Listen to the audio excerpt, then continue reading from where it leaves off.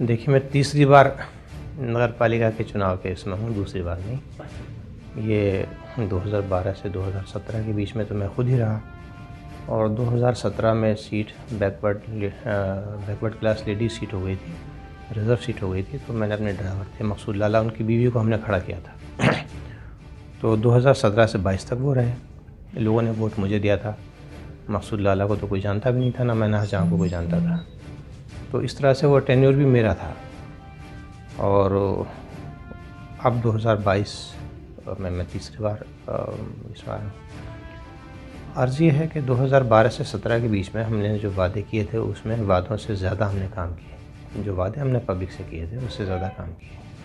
टांडे में मेरे ख़्याल में उस ज़माने में कोई रास्ता, कोई गली, कोई मोहल्ला ऐसा नहीं बचा जहाँ पे सड़कें ना बनी हो, पानी की पाइपलाइन ना पड़ी हो, बिजली का काम ना हुआ हो। जो भी नगर पालिका की ज़िम्मेदारी है वो हमने पूरी तरीके से अदा की। और यही नहीं, स्कूल भी खुलवाए यहाँ पे, हमने स्लटर हाउस भी बनाया। हमने बहुत सारे काम किए ऐसे जो होने चाहिए थे, जो टांडे में नहीं थे। अब वो एक ही दिन में या एक ही साल में या 5 साल में किसी शहर की, किसी कस्बे की तकदीर और तस्वीर पलट नहीं जाती है।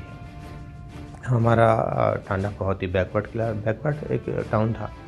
यहाँ पे ना तो कोई एजुकेशनल एक्टिविटीज़ थी, ना कोई एकेडमिक एक्टिविटीज़ थी, ना कोई प्रोफेशनल या कोई कमर्शियल एक्टिविटीज़ ऐसी थी जिससे लोगों को फ़ायदा हो। तो एक ये कहिए कि टांडे की सूरत हाल ये थी कि एक तो बैकवर्ड कंट्री है, और फिर अंडर डेवलप कंट्री के अंदर एक ऐसा टाउन है जो मेन स्ट्रीम इकोनॉमी से, मेन स्ट्रीम जो डेवलपमेंटल प्रोसेस है उससे बिल्कुल अलग था। इसको टाउन को दोबारा किसी उसी मेन स्ट्रीम डेवलपमेंटल प्रोसेस में लेकर आना एक बहुत बड़ा चैलेंज था, और उसके लिए आपको एक लॉन्ग टर्म प्लान की ज़रूरत थी, और वो प्लान हमने किया। उस प्लान के तहत हमने कुछ काम किए। जो बुनियादी ढांचा होता है, बेसिक इंफ्रास्ट्रक्चर होता है, वो हमने बनाया 2012 से 17 के बीच में। उसके बाद फिर एक टेक ऑफ करने का टाइम आ जाता है, जहाँ से आप और ज़्यादा आगे बहुत तेज़ काम कर सकते हैं। तो बुनियाद तो हमने बना दी। अब जब उसके बाद तेज़ी से काम करने का वक्त आया, उसको पूरी इमारत बनाने का वक्त आया, तो उस वक्त पे वो seat ladies backward class reserve हो गई, और हालात ऐसे बन गए कि हमें अपने ड्राइवर मकसूद लाला की बीवी मैना जहाँ को सिलेक्शन में उतारना पड़ा। लोगों का भी यही ख्याल था, लोगों ने मशवरा दिया कि ठीक, उतार दीजिए। लेकिन उनका जो दिमागी तौर पे स्टेटस था, मेंटल स्टेटस था, वो इतना ही था, बहुत छोटा।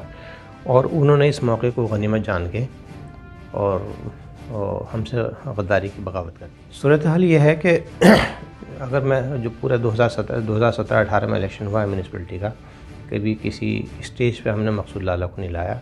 मैंने जहाँ का हमने कहीं फ़ोटो तक इस्तेमाल नहीं किया, सिर्फ नाम उसका मेरे नीचे लिखा होता था, कोई चीज़ नहीं थी। अगर हमें मालूम, अगर उस वक्त में हम मैंने जहाँ का फ़ोटो लगा देते या मकसूद लाला को किसी स्टेज पे भी ले आते, तो हम इलेक्शन हार जाते। ये लोग उसको एक्सेप्ट करने को तैयार नहीं थे। लोगों ने वो मुझे वोट दिया था, लेकिन इन्होंने जैसे म्यूनसिपलिटी की सीट हमने जीती, उसके कुछ दिन के बाद तक वो हमारे साथ में रहे।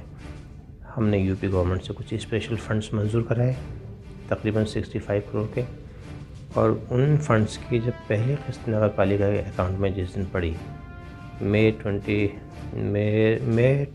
2018 में, तो उन्होंने उसी रोज़ अपने घर में मीटिंग की कि मौका बहुत अच्छा है, बगावत कर देनी चाहिए, उसको कब तक ढोएंगे। तो उन्होंने वो बगावत कर दी।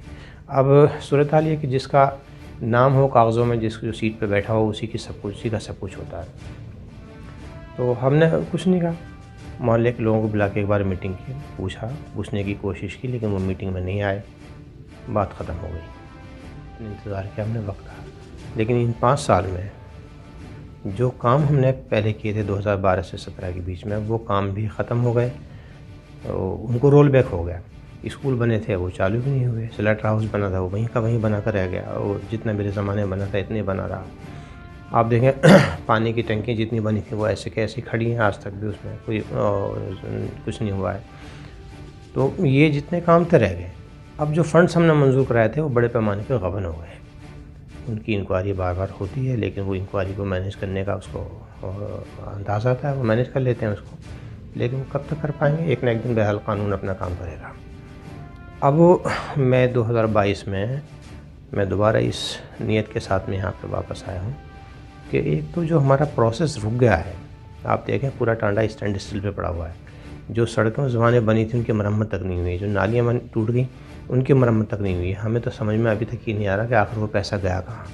सिर्फ एक स्टेडियम के लिए जो हमने 18 करोड़ रुपये मंजूर कराए थे, वो स्टेडियम भी नहीं बना, बल्कि ये उस नक्शे से अलग बिल्कुल एक अस्तबल सा बना दिया है, घोड़े का अस्तबल या भैंस का तबेला बना दिया है उन्होंने।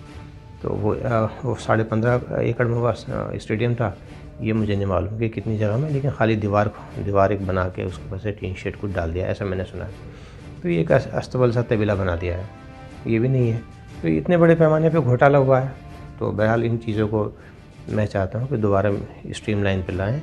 हम टांडे में जो हमने उस टाइम पे कोशिश की थी कि लोगों को कुछ स्किल्ड ट्रेनिंग मिल जाए और वो कुछ यहाँ पे लोग कारोबार से भी लगे, तो वो तमाम चीज़ें अधूरी रह गई, उनको दोबारा शुरू करेंगे हम। चेयरमैन साहब, जो मौजूदा चेयरमैन हैं उनका कहना है कि आज़ादी के बाद से इतना विकास नहीं हुआ जितना उनके कार्यकाल में विकास हुआ। जी जी, क्या कहना है जी देखें, बात यह है कि विकास हुआ किस चीज़ का है ये तो देखना चाहिए ना। मैं टांडा में तकरीबन मैंने 40% टांडा इन 15 दिन में घूमा है। एक भी गली, एक भी मोहल्ला, एक भी जगह ऐसी नहीं जहाँ पे कोई नाली की मरम्मत तक हुई हो। तो विकास कहाँ हुआ मुझे नहीं मालूम।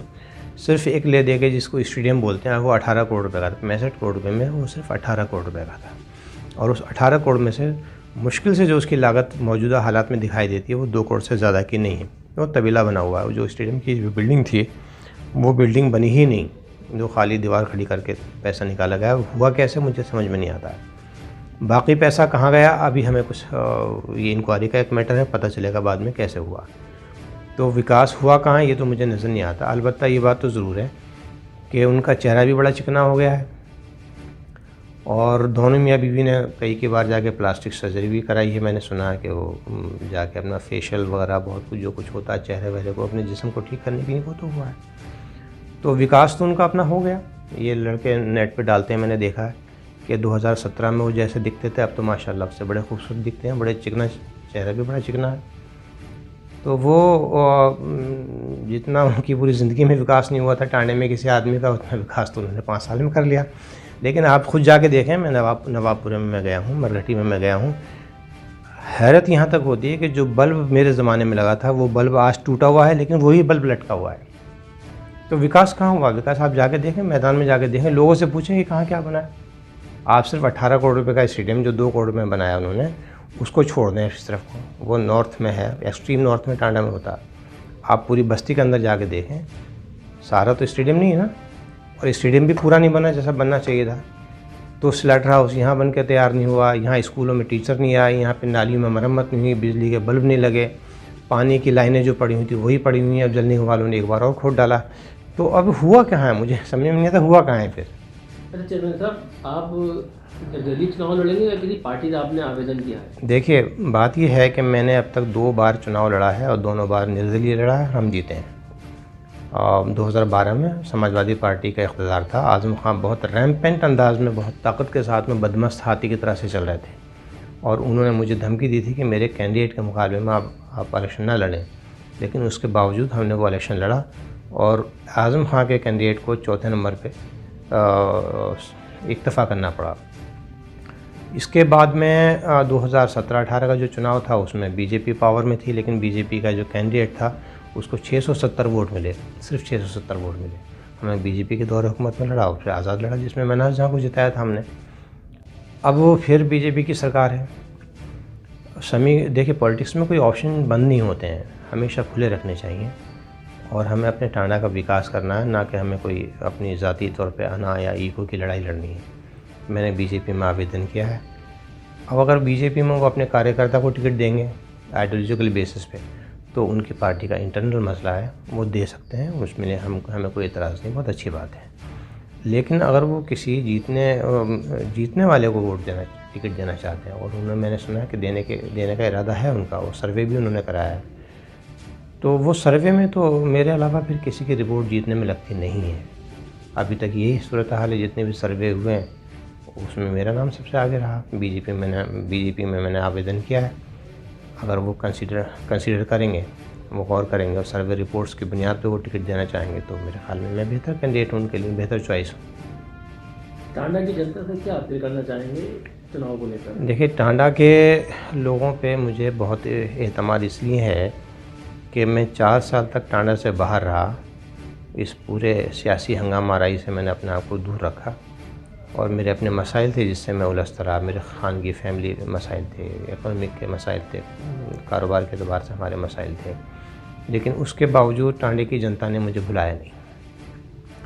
अब जबकि मैं आया हूँ इस वक्त में तो टांडे में वो ओवरवेलमिंग रिस्पॉन्स मिला है और वेलकम उन लोगों ने किया है कि यहाँ के सियासी लोगों के तमाम जो समीकरण उन्होंने 5 साल में बिठाए थे वो सबके सबमिट करे गए, तहवाला हो गए, उल्टे सीधे हो गए। तो मुझे उन लोगों का सबसे पहले मैं टांडे के आवाम का शुक्रिया अदा करना चाहूँगा कि उन्होंने इतनी मुद्दत गुजरने के बाद भी टांडे के विकास की खातिर मुझे याद रखा। मैं उनका बहुत शुक्रगुज़ार हूँ और आइंदा के लिए मेरी गुजारिश उनसे ये है कि हर चीज़ से बाला हो के वो फ़ैसला करें। ना कोई रिश्तेदारी है, ना कोई ताल्लुकात है, ना कोई दोस्ती है, ना कोई वफादारी है किसी मामले में इस तरह की।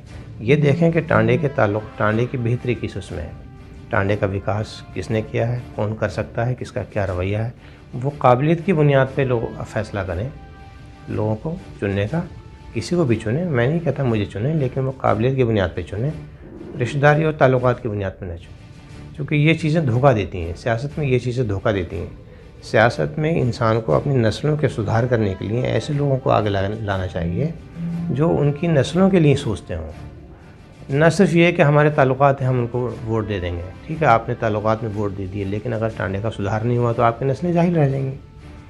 तो मेरी उनसे अपील ये है कि वो तमाम चीज़ों से बालातर होकर, हर तासुब से बालातर होकर, हर दुश्मनी और दोस्ती से बालातर होकर वो टांडे की तरक्की को मद्देनज़र रख के लोग इस बार नगर पालिका के लिए चेयरमैन का इंतखाब करें। अगर भाजपा से टिकट नहीं मिला तो चुनाव लड़ेंगे? बिल्कुल लड़ेंगे। देखिए, ऑप्शन कोई भी बंद नहीं होता है। मैंने कहा ना, सियासत में कोई भी ऑप्शन बंद नहीं होता है। अगर भाजपा से अगर टिकट मिलता तो बेहतर था, लेकिन अगर वो उनका फ़ैसला ऐसा ही होता तो सराहना का कोई हर्ज नहीं है, हम वैसे भी इलेक्शन लड़ेंगे।